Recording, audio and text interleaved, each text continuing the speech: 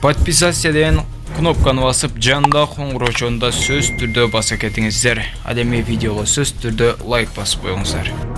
Бүтүн Кыргызстан фракциясынын лидери Адахан Мадумаровдун пикири боюнча Кыргызстан жайлоо болуп кетти. Бул тууралуу депутат кече 14 февралда Жогорку Кеңештин эл аралык иштер коргоо, коопсуздук жана миграция боюнча комитетинин жыйын учурунда айтты.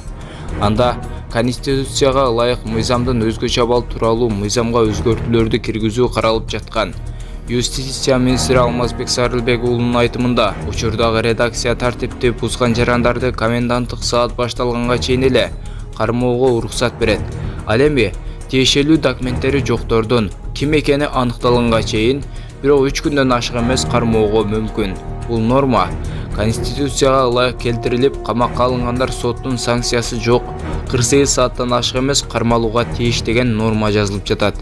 Мадумаров азыр деле эч кимди 48 сааттан 1 мүнөттөн да ашык кармоого акысы жок экенин белгиледи.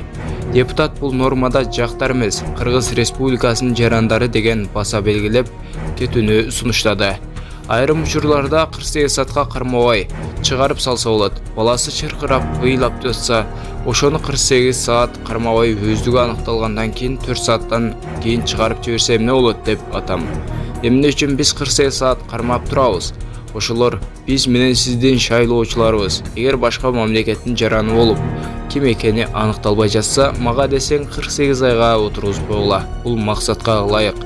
Кыргызстанды сүйүп, Кыргызстанга күйсөңөр ушинтип жазыш керек. Себеби Кыргызстан жайлоо болуп кеткен. Чет өлкөлүктөрдүн кимдери гана жүрбөйт. Биз менен бирдей жарандык укукка ээ болуп калды алар. 28 беренеге ушуну толуктап жазсаңар эмне болот? Биздин коопсуздук бекемделет, мамлекетте тартип күчөйт. Кыргыз жарандар менен сырттан келгендер бирдей укукка ээ болбойт. Кыргызстан жайлоого айланбайт, деди Мадумаров. Талкуунун соңунда комитеттин мүчөлөрү мыйзамдын долбоорун биринчи окууда жактырышты.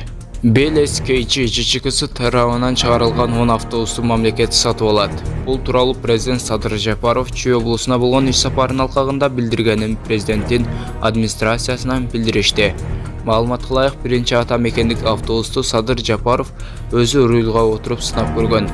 Президент Садыр Жапаров ата мекендик өндүрүшчүлөрдү колдоо максатында мамлекет бул ишканада чыгарылган 10 автобустун алгачкы партиясын сатып аларын белгиледи. Бул унаалар ийгиликтүү иштетилген учурда завод менен туруктуу негизде кызматташуу маселеси каралат. Жакынкы күндөрү үлгү лабораториялык жана талаа сыноолорунан өтүү үчүн Кыргыз өлкөсүнүн сыртына жөнөтүүгө даярдалып, андан соң өндүрүштүк масштабта чыгаруу пландалууда. Белли кетүүчү нерсе, нөлдөн баштап толук караштыруу Кыргыз өлкөсүнүн адистери тарабынан ишке ашат. Ошондуктан автобусту толугу менен ата мекендик продукция деп атоого болот. Эскерте кетсек, өлкөдө биринчи жолу жүргүнчүлөрдү ташуучу автобус чыгарылды. Бул автобус европалык DAF концерни менен бирге чогултулган. Өндүрүш жана жыйынуу толугу менен Кыргыз Республикасында ишке ашырылган. Ошондой эле сыноолор аяктагандан кийин өнөр жайлык масштабта өндүрүү пландаштырылганы айтылган.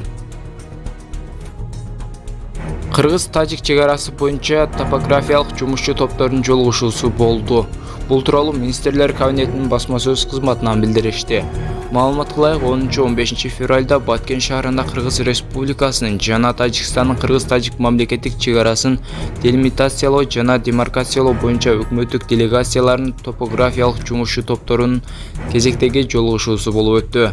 Тараптар калган тилкелердеги Кыргыз-Тажик мамлекеттик чек ара линиясынын өтүүсү маселеси тууралуу пикир алышып, талкууну Тажикстан Республикасынын аймагында өтүүчү келерки жолугушууда улантууну макулдашты.